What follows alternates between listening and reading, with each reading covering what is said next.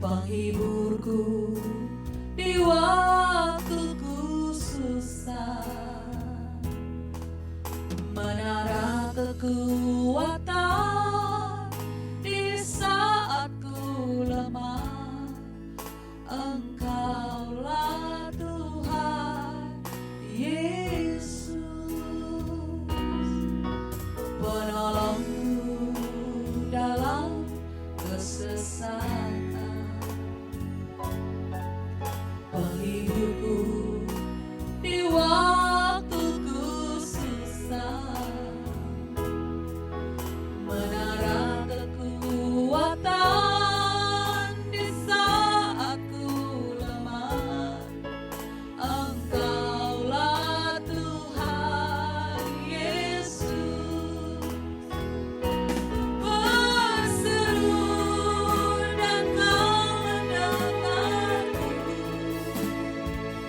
Ku berharap dan Kau tak kecewakanku.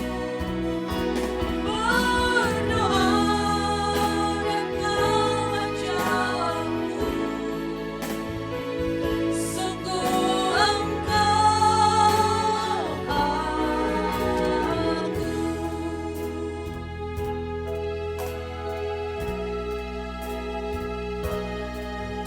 penolongku dalam kesesatan, penghiburku di waktuku susah, menara kekuatan di saat ku lemah. Engkaulah Tuhan Yesus, penolongku dalam kesesatan, penghiburku di waktuku susah, menara kekuatan di saat ku lemah. Engkaulah Tuhan Yesus, berseru dan Kau mendengarku. Ku berharap dan Kau tak kecewakanku. Berdoa dan Kau menjawabku. Sungguh Engkau Allahku. Berseru dan Kau mendengarku. Ku berharap dan Kau tak kecewakanku. Berdoa dan Kau menjawabku. Sungguh Engkau Allahku. Sungguh Engkau Allahku.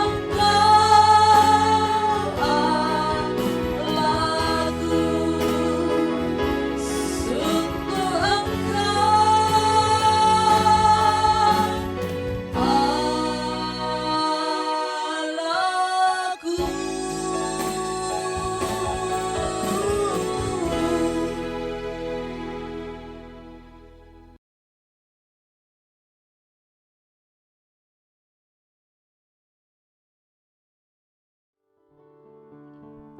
Shalom, salam unggul. Bapak Ibu, rekan-rekan mentor di seluruh GNU Nusantara, puji Tuhan hari ini kita bertemu kembali. Sebelum kita mulai ibadah kita pada sore hari ini, mari sama-sama kita menyanyikan Mars GNU. Saya undang kita semua berdiri.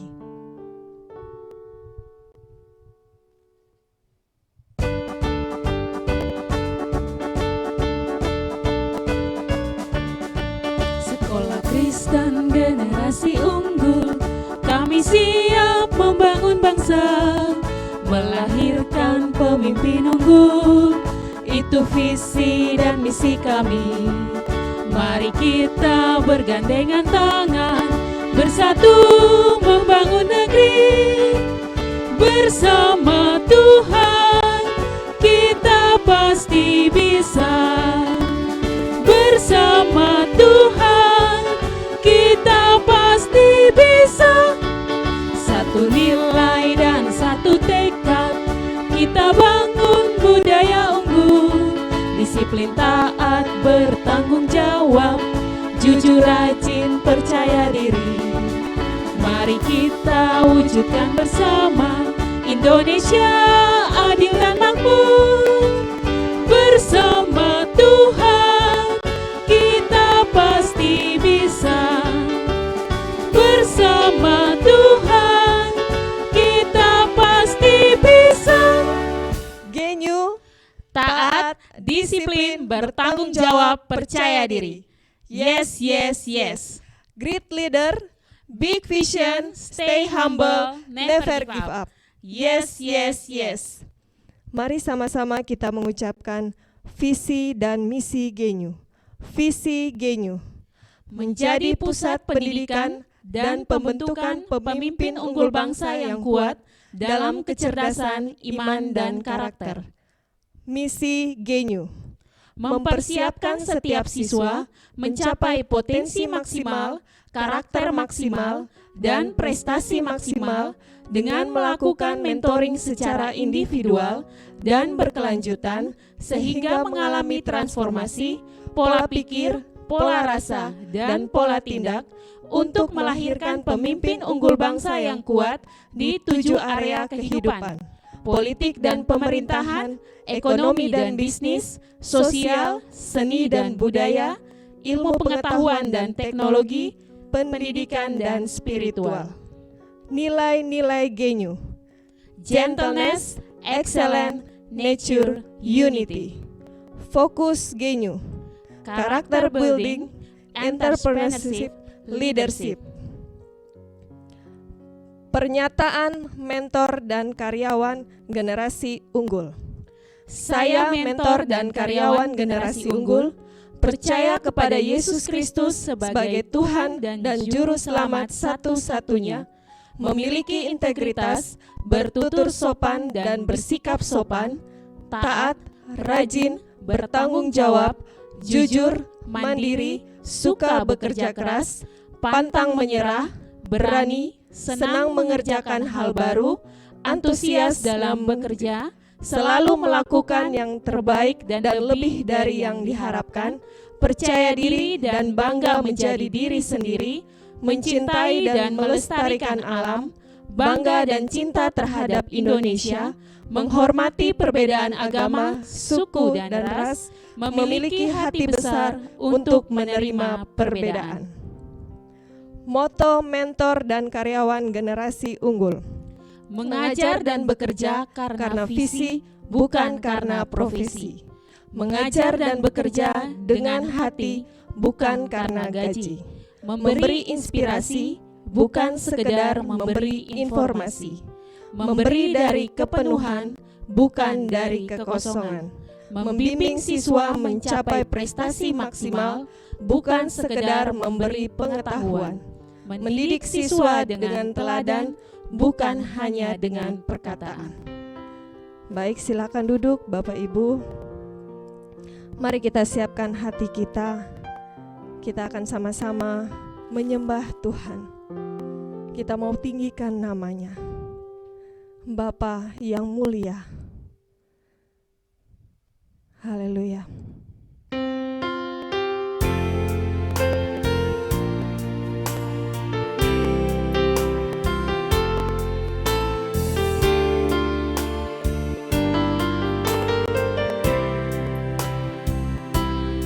Mari sama-sama kita katakan, Bapa kami yang di surga. Bapa kami yang di surga, betapa Engkau mulia.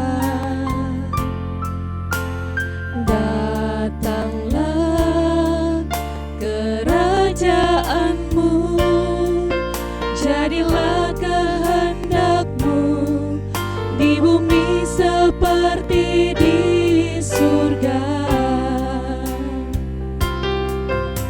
Kami anak-Mu di sini, di hadirat-Mu yang suci. Diri-Mu kami hormati di dalam ketulusan dengan segenap hati.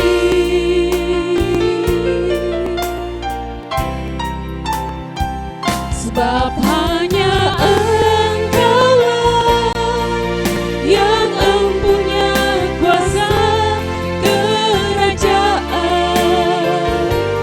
kemuliaan, biar semua yang hidup yang telah Kau ciptakan mengagungkan, memuliakan nama-Mu. Mari lebih sungguh-sungguh kita angkat pujian ini, kita sembah Dia. Bapa kami yang di surga, Betapa Engkau mulia, betapa Engkau mulia. Datanglah kerajaan-Mu, jadilah kehendak-Mu di bumi seperti di surga. kami anak-anak-Mu. Kami anak-Mu di sini, di hadirat-Mu yang suci.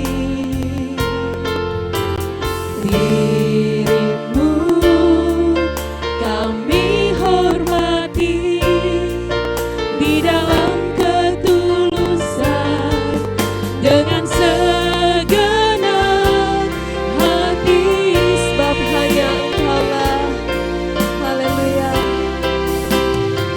Sebab hanya Engkau-Lah yang empunya kuasa kerajaan, kemuliaan, biar semua yang hidup yang telah Kau ciptakan mengagungkan, memuliakan nama-Mu.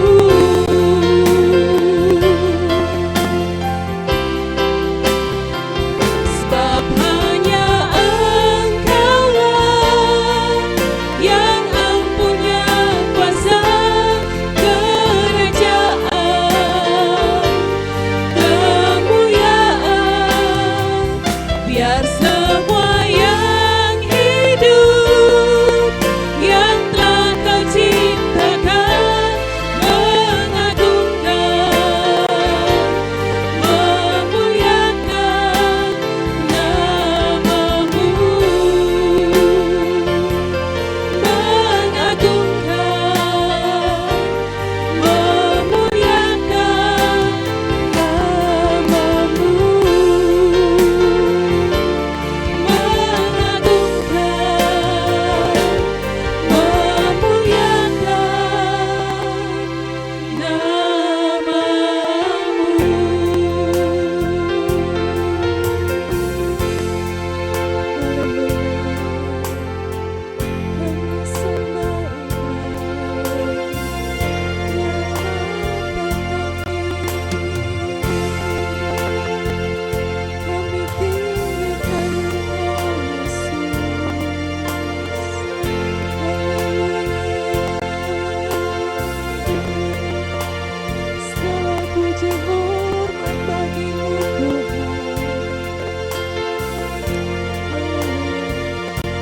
Ya Bapa, kami naikkan syukur kepadamu, sebab hanya Engkau-Lah Allah kami, Allah yang maha kudus, Engkau Allah yang maha mulia.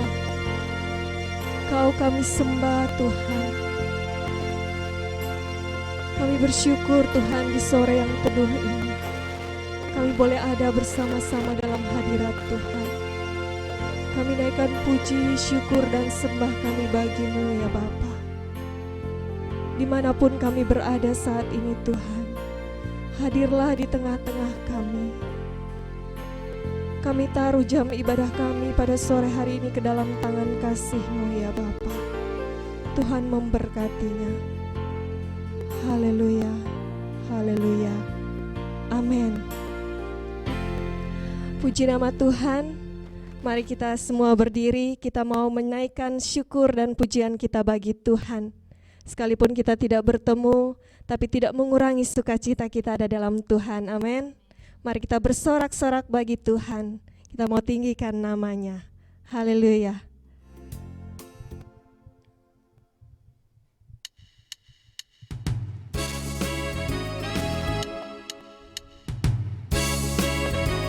Mari kita boleh sambil bertepuk tangan memuji Tuhan. Inilah saatnya. Inilah saatnya kita berbalik jumpa, bernyanyi bersama, memuji namanya. Nama yang mulia, nama yang mulia atas segala nama. Nama Yesus Kristus, Tuhan yang berkuasa. sekali lagi kita angkat pujian ini. Inilah saatnya. Inilah saatnya kita kembali jumpa, bernyanyi bersama, memuji namanya. Haleluya. Nama yang mulia atas segala nama. Nama Yesus Kristus, Tuhan yang berkuasa. Bersoraklah hosana, puji haleluya, biar semua yang hidup puji namanya. Percaya kepadanya dengan hati bersuka, semua yang dia perbuat baik adanya. Angkatlah suaramu dengan nyanyian baru, semua umat di sini memuji-Hu.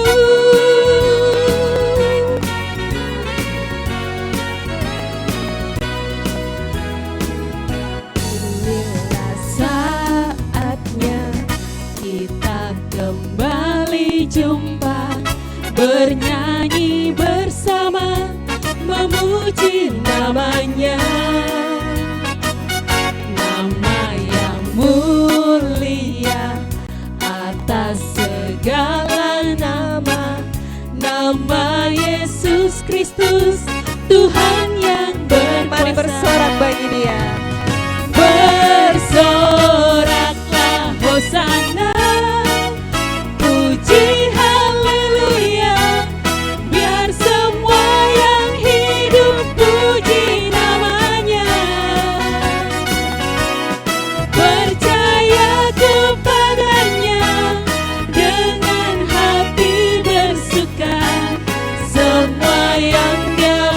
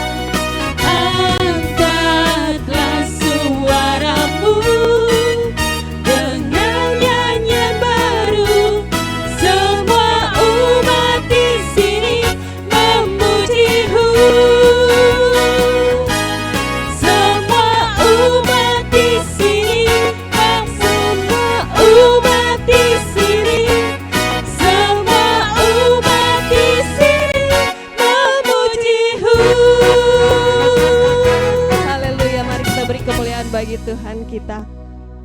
Saya masih ajak kita semua tetap berdiri, kita akan memuji lagi Tuhan, kita mau bernyanyi bagi Tuhan. Sebab kebahagiaan kita yang sejati hanya di dalam Tuhan, amin. Mari kita bernyanyi bagi Tuhan.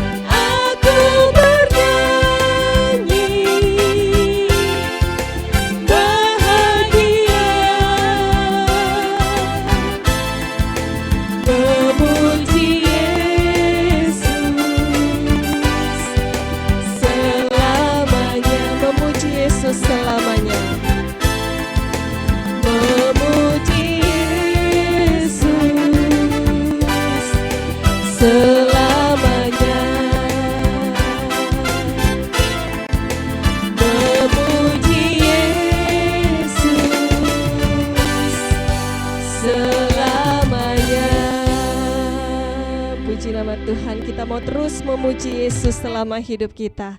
Silakan duduk kembali. Kita akan siapkan hati kita untuk dilawat oleh kebenaran firman Tuhan. Mari kita sungguh-sungguh siapkan hati kita di hadapan Tuhan. Kita akan sama-sama menyanyikan, jiwa kami merindukan Engkau Tuhan. Sebab Engkau Allah satu-satunya dalam kehidupan kami.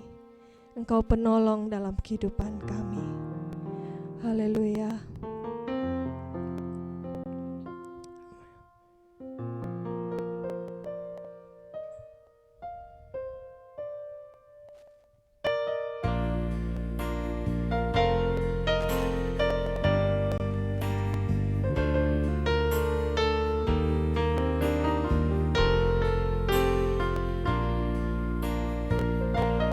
Mari sama-sama kita katakan pujian.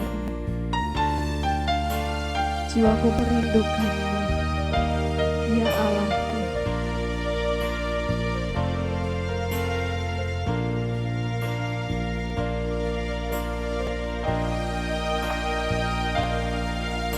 Jiwaku merindukanmu,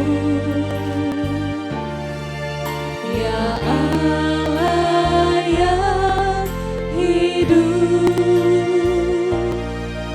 Jiwaku haus kepadamu, ya Allah yang hidup. Jiwaku merindukanmu, jiwaku merindukanmu, ya Allah yang hidup. Jiwaku haus kepadamu, ya Allah yang hidup. Ku bersyukur kepadamu,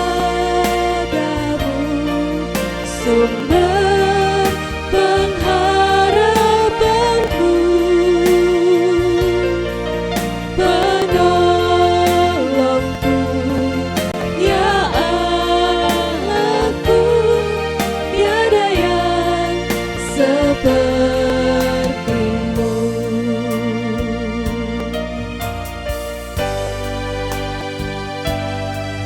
Jiwaku merindukanmu, ya Allah yang hidup. Jiwaku haus kepadamu, ya Allah yang hidup. Ku bersyukur, ku bersyukur kepadamu, sumber pengharapanku, penolongku, ya Allahku, tiada yang sepertimu.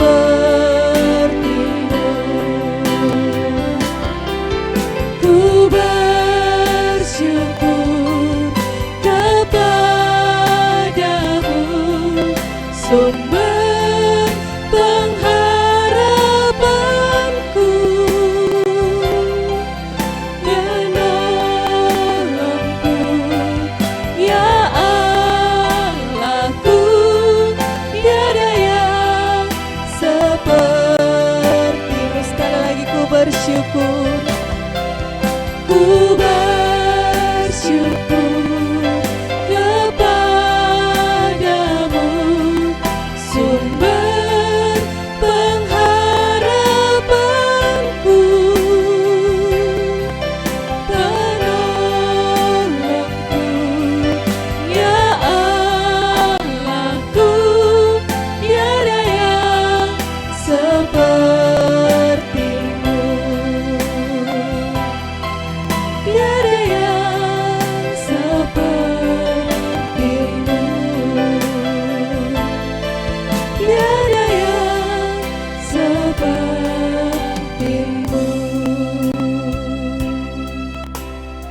Ya Bapa, ini kami anak-anak-Mu. Jiwa kami merindukan Engkau Tuhan. Engkaulah sumber kebahagiaan kami. Karena itu saat ini ya Bapa, kami anak-anak-Mu siap dilawat oleh kebenaran firman Tuhan. Tuhan melihat setiap hati kami. Kami mau terus hidup berkenan di hadapan Tuhan. Berfirmanlah bagi kami, karena kami anak-anak-Mu siap untuk mendengarkannya. Di dalam nama Tuhan kami Yesus Kristus, firman yang hidup kami berdoa. Haleluya. Amin. Kepada Bapak Joni Kilapong, saya persilahkan.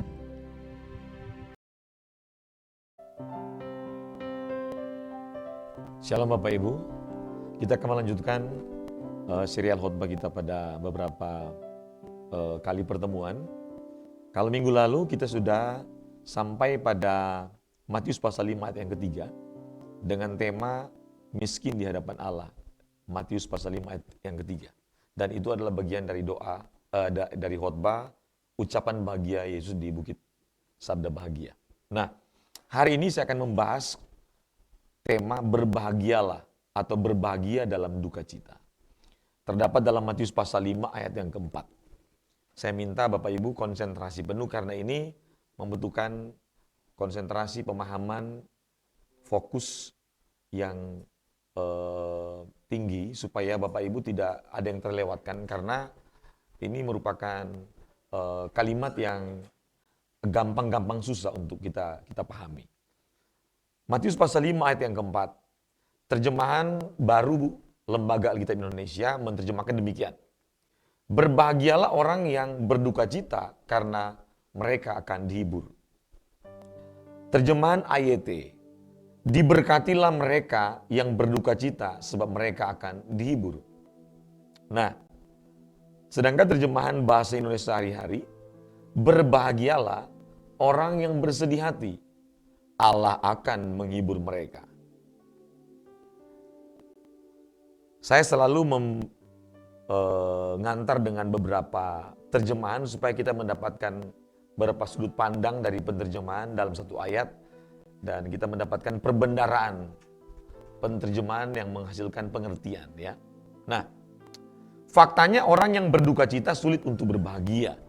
Tentunya Bapak Ibu akan bertanya, apa benar bahwa orang bisa berbahagia dalam duka cita? Tapi kok Yesus meminta orang berbahagia ketika kita bersuka cita? Berarti ada sesuatu yang perlu kita pelajari di sini. Tapi faktanya memang tidak bisa disangkal bahwa setiap orang yang berduka cita pasti mengalami kesedihan, bukan berbahagia. Ya.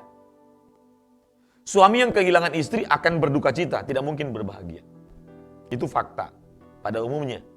Orang tua yang kehilangan anak akan pasti berduka cita. Jangankan orang tua kehilangan anaknya.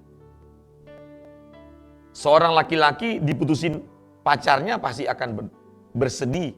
Bisa saja dia bunuh diri kalau dia sudah terlanjur mencintai seseorang. Nah,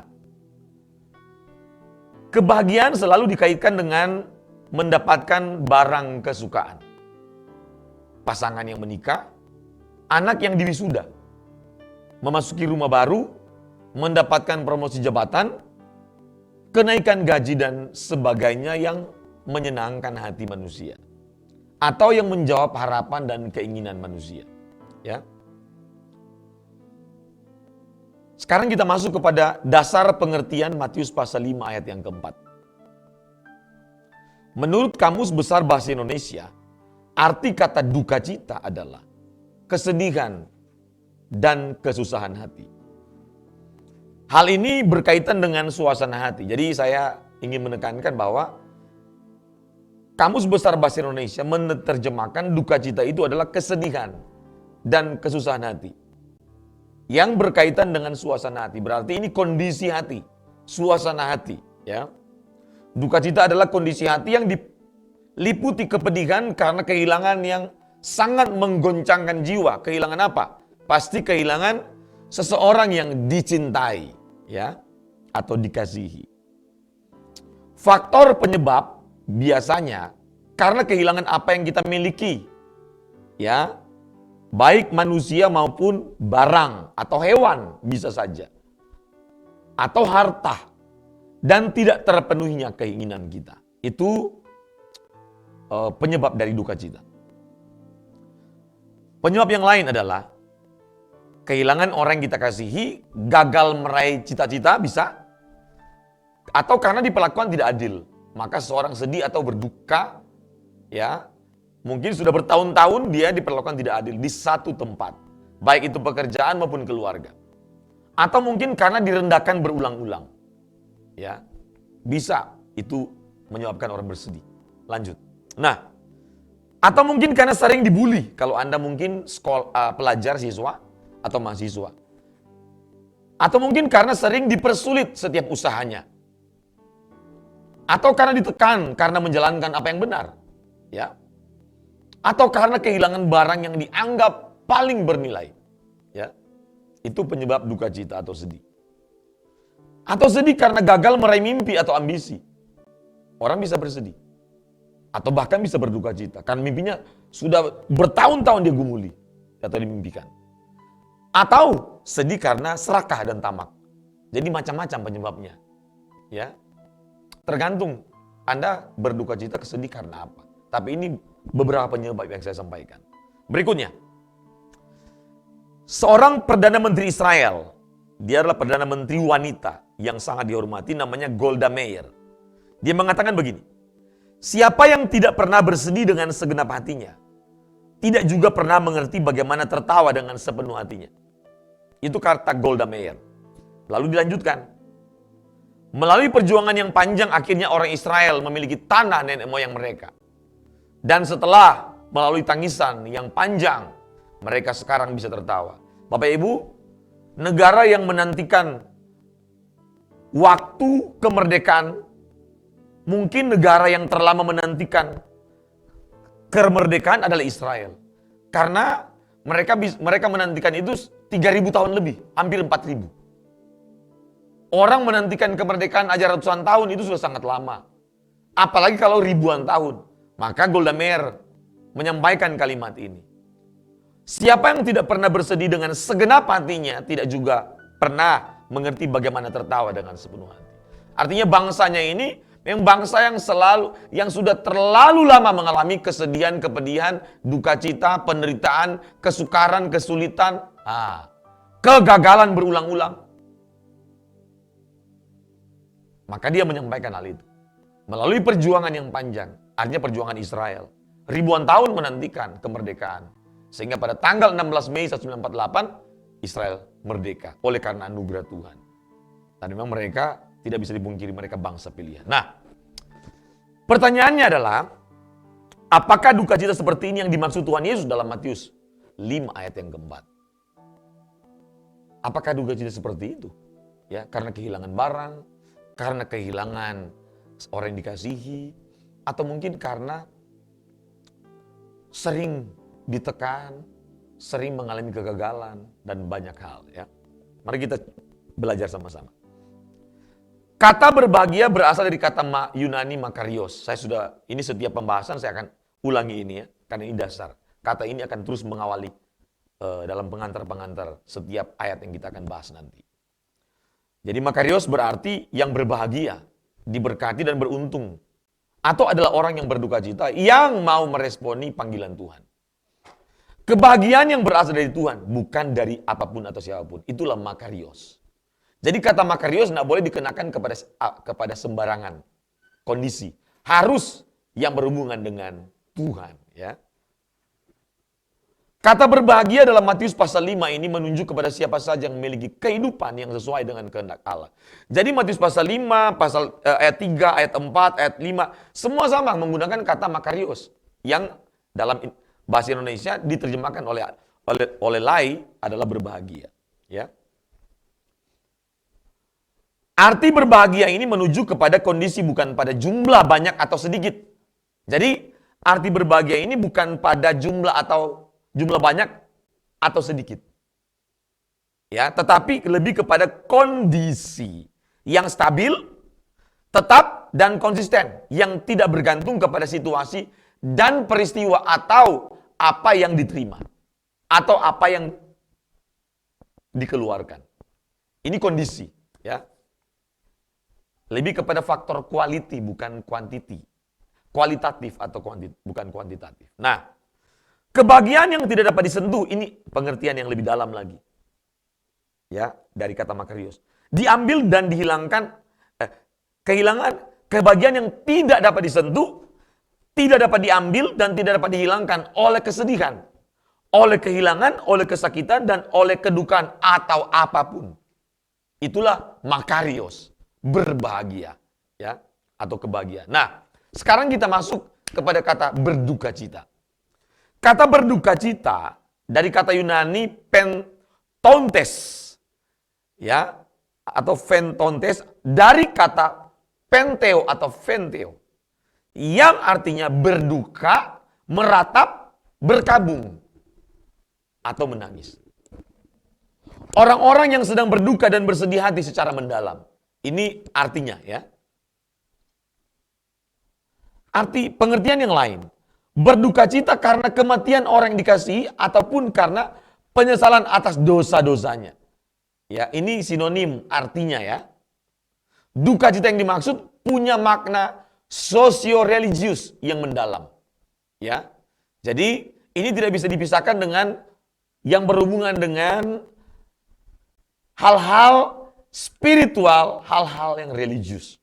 Ya, atau yang berkaitan dan bersinggungan dengan Tuhan. Berduka cita dalam Matius 5 ayat 4 ini, perhatikan baik-baik, adalah karena kehilangan Allah. Jadi ini yang benar. Jadi orang ini berduka cita karena dia tidak mau terpisah dari Allah. Jadi bukan kehilangan barang, bukan kehilangan kepemilikan material. Tapi duka cita yang dimaksud Matius 5 ayat 4 lebih kepada kondisi hati yang terpisah dari Allah. Atau karya Allah. Karena dipisahkan oleh dosa-dosa. Jadi keterpisahan dengan Allah karena dosa. Itulah kondisi hati yang berduka cita. Itu pengertian duka cita yang benar. Atau kondisi duka cita, hati yang berduka cita. Dalam konteks itu. Ya. Yang berikutnya. Kata ini menunjuk kepada duka yang sangat mendalam dan kepedihan yang sangat menghancurkan hati. Ya, jadi bukan kesedihan yang biasa. Duka cita di sini merujuk kepada orang-orang yang menangis karena kepedihan. Yang mendalam, tidak mampu lagi menangis dan kehabisan kata-kata untuk meratap. Itu, ya.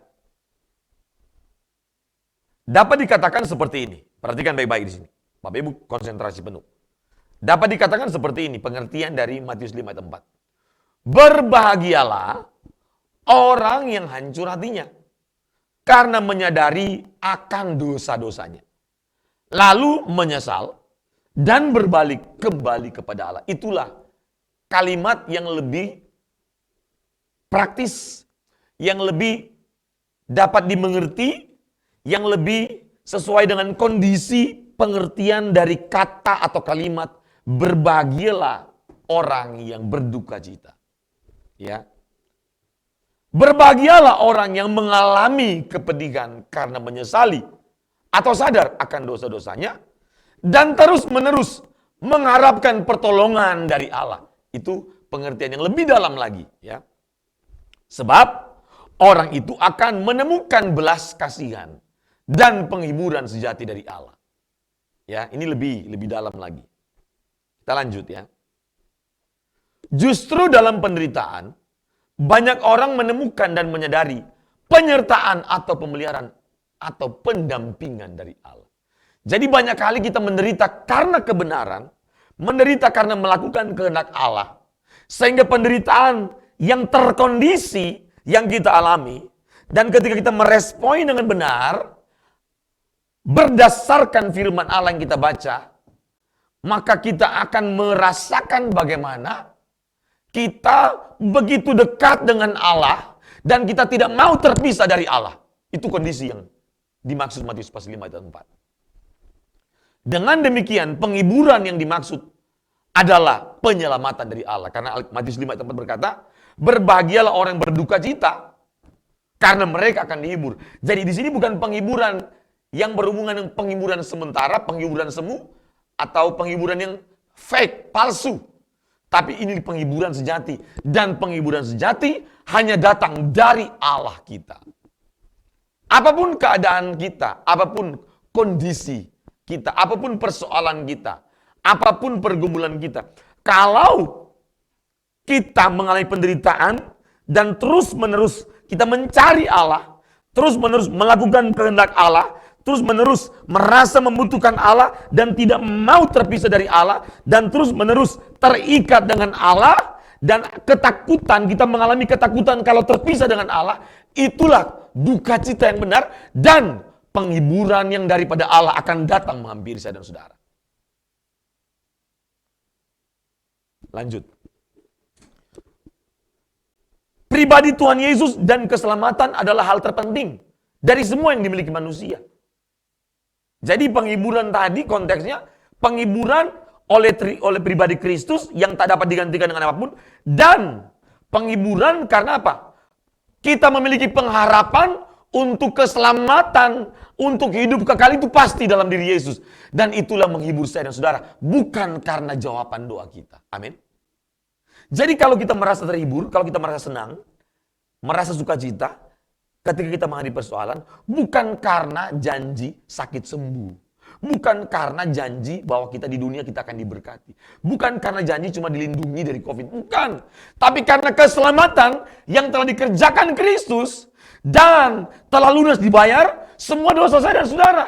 Dan itulah penghiburan yang menghasilkan pengharapan kekal yang berasal dari Tuhan. Sehingga ketika kita dalam penderitaan, kita dihibur oleh karena apa? Kita telah memiliki keselamatan yang pasti dalam diri Yesus Kristus. Bukan penghiburan semu. Ya. Lanjut. Seperti, ya, gambaran kondisi hatinya seperti maksudnya gambaran kondisi hati yang berduka cita seperti ketika Tuhan Yesus berduka cita karena Lazarus meninggal. Ya. Atau seperti Maria ketika melihat anak sulungnya atau Yesus tersalib dan mengalami kesakitan luar biasa tergantung di depan mata Maria. Melihat anaknya disalib, ditusuk, dan mati menyerahkan nyawa untuk dosa manusia. Seorang ibu, hati seorang ibu pasti hancur. Pasti berdukanya luar biasa. Seperti itu. Terpisah. Ibu terpisah dengan anak. Dan pasti seperti Yesus juga. Ya.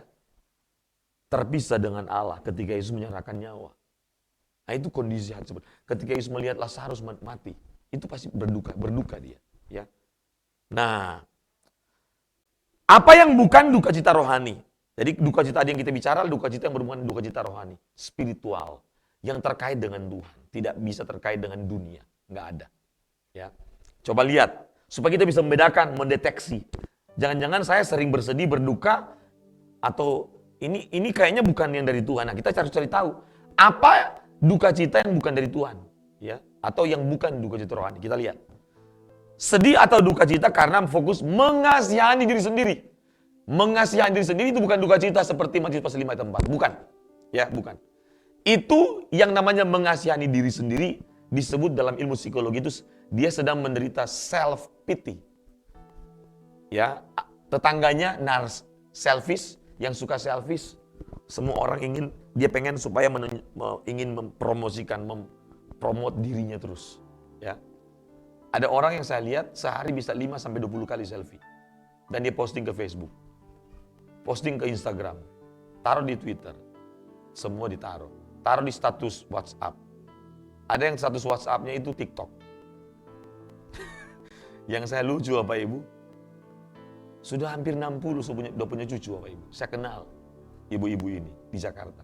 Setiap hari dia goyang begini sendiri. Videokan dan dia taruh di Facebook. Ada lagi yang begini-begini.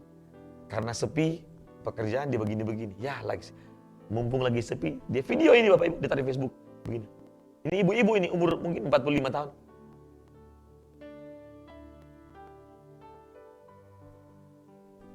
Dia bermain di mata.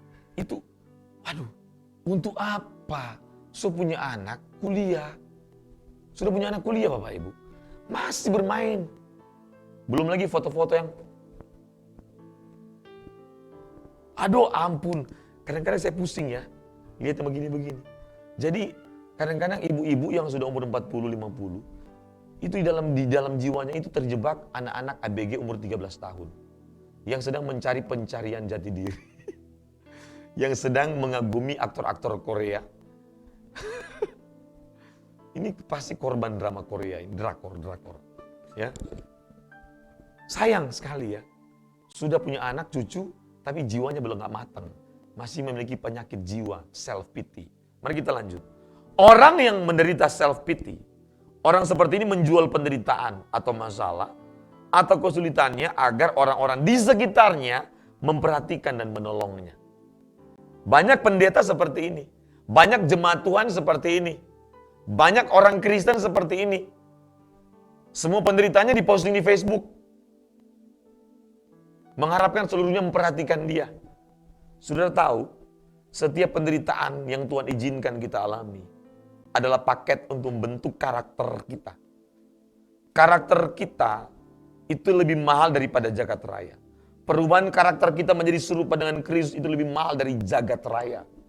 Jangan pernah menukar penderitaan yang adalah paket pembentukan karakter kita, yang adalah obat untuk menyelamatkan karakter kita tukar dengan kenyamanan dan kesenangan, atau kita tukar dengan menjual itu sebagai paket penderitaan untuk dijual kepada orang, sehingga kita menjadi orang-orang pencari belas kasihan manusia, bukan pencari belas kasihan Allah. Banyak pendeta, banyak hamba Tuhan melakukan hal ini. Seharusnya dia harus menunjukkan bahwa dia adalah seorang pekerja keras dan bertanggung jawab, tapi dengan penderitaannya, dengan pergumulannya, dengan persoalannya, dia minta orang lain menyelesaikan masalahnya. Kecuali Anda sudah tidak mampu, minta tolong silakan. Tapi jangan setiap masalah, setiap penderitaan, setiap pergumulan yang seharusnya menjadi tanggung jawab kita jadikan itu sebagai paket untuk kita jual di media sosial, jual kepada orang lain, agar orang lain bisa menaruh belas kasihan. Dan kita sering menyimpan tanggung jawab kita di kamar-kamar kita. Kita mengubur tanggung jawab kita. Kita menghapus tanggung jawab kita dari diri kita. Dan saya yakin orang seperti ini tidak akan pernah menjadi orang yang baik dan bijaksana dan unggul. Tidak mungkin. Apalagi menjadi hamba Tuhan. Nah, bahayanya sudah banyak hamba Tuhan sudah terlanjur menjadi hamba Tuhan, terlanjur menjadi orang yang menjadi teladan, terlanjur menjadi orang yang dapat dipercaya, terlanjur menjadi orang yang pantas diteladani, tetapi prakteknya, perilakunya tak pantas diteladani. Kenapa? Baru bicara tanggung jawab aja nggak lulus.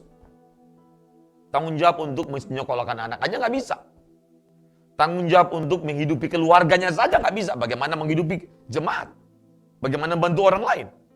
Tanggung jawab untuk mengurus dirinya saja nggak bisa. Nggak ada waktu untuk memperbaiki dirinya. Selalu hanya melihat kesalahan orang. Wah, ini bahaya. Itulah sebabnya kalau kami di GSKI, Bapak Pendeta Ersab Dono selalu menyampaikan, tiarap sudah. Tiarap, nggak usah banyak ngomong. Artinya apa? Perbaiki diri. Baru bisa perbaiki jemaat atau orang lain. Perbaiki diri. Nurani yang penuh dengan kemunafikan dan ketidaktulusan. Perbaiki. Keluarkan semua racun-racun, monster-monster kejahatan yang kita simpan selama ini. Yang menghasilkan pembusukan rohani dalam hidup kita. Akhirnya orang mencium kebusukan hidup kita, bukan mencium keharuman hidup kita. Bahaya. Jangan pikir orang tidak tahu semua kebusukan kita. Ya, ini self pity. Ini bahaya sekali, Bapak Ibu. Lanjut. Mental korban. Jadi yang bukan dikejar, mental korban atau victim mentality. Membuat Anda merasa selalu menjadi korban dari keadaan atau perbuatan orang lain. Jadi kita selalu, kalau orang yang self pity selalu merasa dia itu korban ketidakadilan, korban dari perbuatan orang, korban dari papa mama yang tidak kaya sehingga saya ini jadi jatuh miskin. Selalu merasa jadi korban. Itu namanya victim mentality. Ini berbahaya dan ini yang dipakai oleh LGBT. Ya. Sakit jiwa. Ini sakit jiwa. Perasaan yang dihasilkan dari mentalitas korban dan merasa tidak berdaya. Ini bahaya. Selalu pokoknya merasa saya tidak mampu, Pak. Tolong saya lah, Pak. Bantu saya lah, Pak. Bayangkan sepanjang jadi jemaat Tuhan, jadi orang Kristen, sepanjang jadi manusia cuma berharap bantuan orang terus. Gimana kira-kira ya? Yang parah kalau sudah terlanjur jadi gembala atau pendeta. Tapi hidupnya hanya mohon belas kasihan manusia. Aduh. Saya sering bantu orang. Tapi kalau mental victim mentality, mental korban, ini kan pemanfaatan. Menjual penderitaan. Manja. Gembala kok manja kan bingung kita. Lanjut. Dari semua emosi-emosi manusia, ini kata para ahli.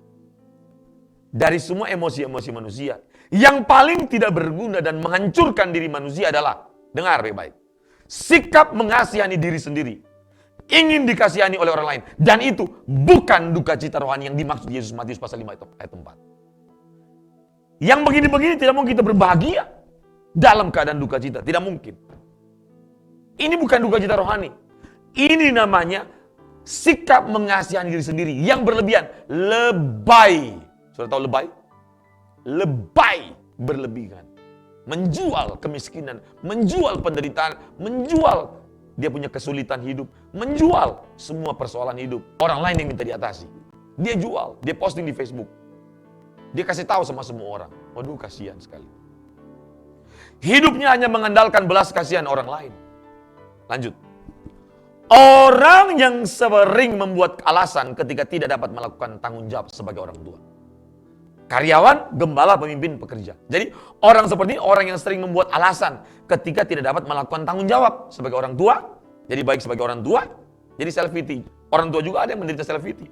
Karyawan juga ada yang menderita self pity. Selalu kalau misalnya ya tidak bisa mengerjakan, aduh Pak, mohon maaf ya Pak, memang saya nggak bisa Pak. Tolong ya Pak, maklumin saya ya Pak ya. Padahal sudah kerja 5 tahun. Aduh. Gembala, setiap ada masalah, telepon orang, minta tolong terus. Sepanjang hidup cuma meminta belas kasihan orang. Sepanjang hidup cuma mencari belas kasihan orang. Bapak Ibu, Tuhan Yesus tidak mengajarkan kita menjadi pencari belas kasihan itu orang. Kita harus menjadi pencari belas kasihan Tuhan. Amin. Jelas ya? Lanjut. Apa yang bukan duka cita rohani? Banyak orang menjadi pencari belas kasihan manusia, bukan pencari belas kasihan Allah. Ya, nggak boleh kita. Kita nggak boleh jadi manja jadi orang. Kita harus jadi pekerja keras, bertanggung jawab. Dan kita justru minta berdoa sama Tuhan. Semoga saya adalah orang-orang yang dapat menyalurkan belas kasihan Allah kepada orang, bukan meminta-minta belas kasihan orang. Kita yang harus menjadi penyalur belas kasihan Allah, belas kasihan Tuhan kepada orang. Jangan kita menjadi apa? Orang yang mencari belas kasihan manusia. Dan ini terkutuk orang yang mengandalkan manusia. Andalkan Tuhan, bukan manusia. Banyak orang telah mengalami kecanduan belas kasihan. Jadi yang namanya candu Bapak Ibu, itu bukan cuma narkoba, bukan cuma pornografi. Banyak orang juga mengalami kecanduan belas kasihan orang lain. Sehingga selama hidupnya hanya berusaha cari belas kasihan orang. Setiap masalah, setiap kebutuhan, kesukaran, persoalan, dia tidak menyelesaikan. Dia melepaskan tanggung jawab. Dia yang bikin anak, dia kasih ke mamanya yang jaga, yang pelihara, tetangga dan segala macam. Nah ini tidak bertanggung jawab. Dan banyak orang sekarang tidak bertanggung jawab. Ya. Jadi banyak orang yang telah mengalami kecanduan belas kasihan orang lain karena telah menjadi kebiasaan. Ini berbahaya sekali. Ya. Contoh, alasan mengasihi diri, self pity. Kemampuan saya memang hanya seperti ini, Pak. Tidak ada yang bisa saya perbuat, Pak. Mohon maaf ya, Pak ya. Bekal pendidikan saya terlalu rendah, Pak, untuk bisa mengikuti pembicaraan itu, Pak. Kan saya beda dengan Bapak, toh. Kalau saya ini kan terbatas, Pak, pemahaman saya, Pak. Padahal baru usia 40-30. Kenapa tidak belajar? Halo? Bilang aja malas belajar, malas baca. Halo? Ada yang bilang lagi, saya terlalu lemah untuk menjalani masalah cobaan ini, Pak. Setiap ada masalah, kalimat ini yang dikeluarkan. Ini jadi senjata. Ini namanya self pity. Ini bukan duka cita rohani. Ini adalah masalah tersulit dalam hidup saya, Pak. Saya tidak berdaya menghadapinya, Pak. Saya sudah 7 kali pacaran, 8 kali diputusin, Pak. 7 kali pacaran, 8 kali putus. Sekeras apapun berusaha, saya tidak akan menyemai mereka, Pak. Memang saya ini terlahir miskin, saya terlahir memang tidak bisa apa-apa. Saya terlahir bodoh. Ini orang-orang yang menderita self pity. Tapi beda dengan begini. Saya tidak bisa kalau tanpa Tuhan. Beda, amin? Betul? Saya tidak bisa hidup kalau tanpa Tuhan. Saya tidak bisa memiliki damai sejahtera kalau tanpa Kristus. Saya tidak bisa berbahagia kalau tanpa Kristus. Saya tidak bisa mengerjakan itu tanpa Kristus. Ini beda dengan yang tadi. Kalau tadi bukan sok rendah hati. Bukan sok rendah hati. Itu bukan sok rendah hati. Itu self pity. Itu mengasihani diri sendiri agar orang yang mengerjakan tanggung jawabnya. Ini berbahaya sekali. Self pity adalah musuh terburuk diri kita. Lanjut ya. Dan jika kita kalah, kita tidak akan pernah bijaksana dalam kehidupan itu. Kata Helen Keller, wanita yang memperjuangkan hak-hak disabilitas yang ada di Eropa. Ini wanita yang menginspirasi semua wanita di dunia. Helen Keller, dahsyat sekali. Ya, saya akan sampai di sini Bapak Ibu, karena ini masih panjang. Kita akan lanjutkan nanti untuk minggu depan, ya. Berarti untuk berbahagia dalam duka cita ini ada 2 sesi, ya. Jadi Matius 5 ayat 4 ini ada 2 sesi. Nanti saya akan lanjutkan minggu depan, ya. Karena ini masih ada kurang lebih sekitar hampir 25 slide. Jadi nggak cukup. Kalau saya buru-buru juga sayang. Mending saya cut di sini supaya minggu depan saya lanjutkan, ya. Saya akan lanjutkan minggu depan tanda-tanda self pity yang kronis. Tanda-tanda kalau kita mengalami self pity yang kronis atau yang bukan duka cita rohani. Berarti kalau yang bukan duka cita rohani yang seperti yang Matius 5 ayat 4 itu menantang, itu melawan kehendak Allah. Itu manipulatif, itu berbahaya dan banyak sekali orang seperti itu sekarang. Dan kita akan belajar itu. Tanda-tanda self pity yang kronis. Amin. Mari kita bangkit berdiri.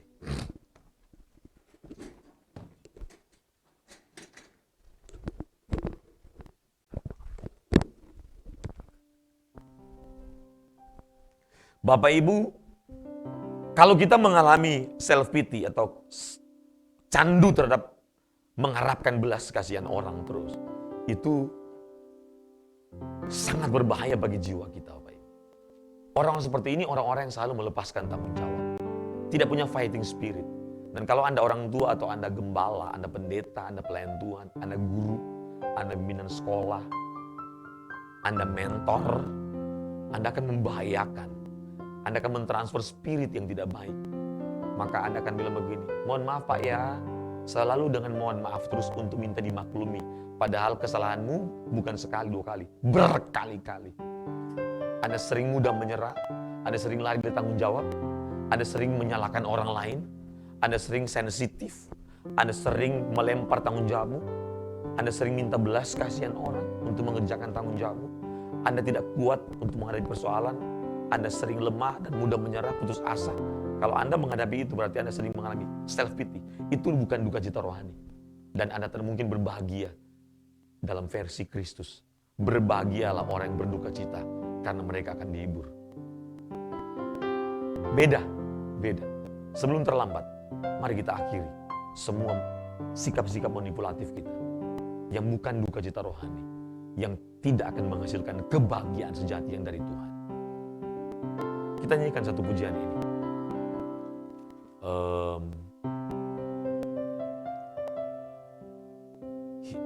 Hidupku telah kau tebus.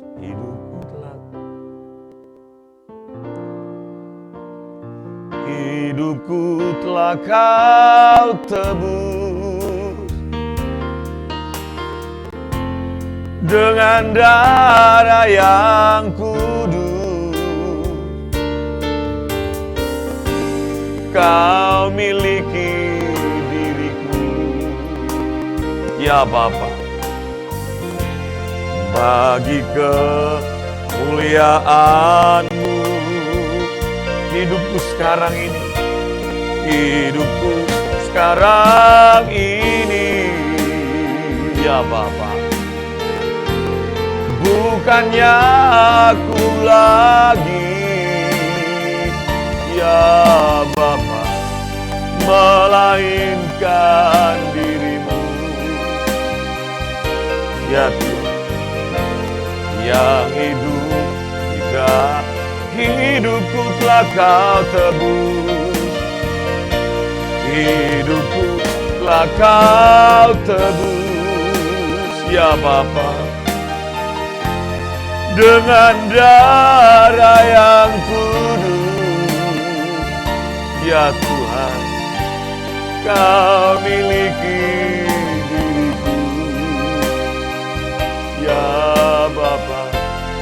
Bagi kemuliaan-Mu, hidupku sekarang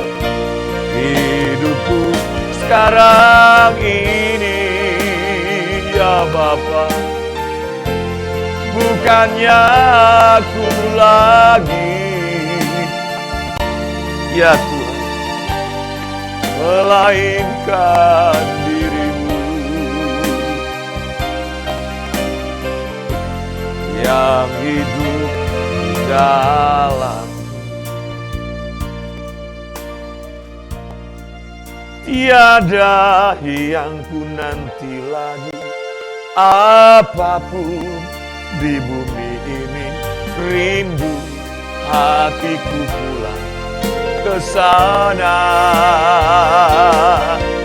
Di sisa hari-hariku berbuah-buah manis, tanda cinta dan kerinduan.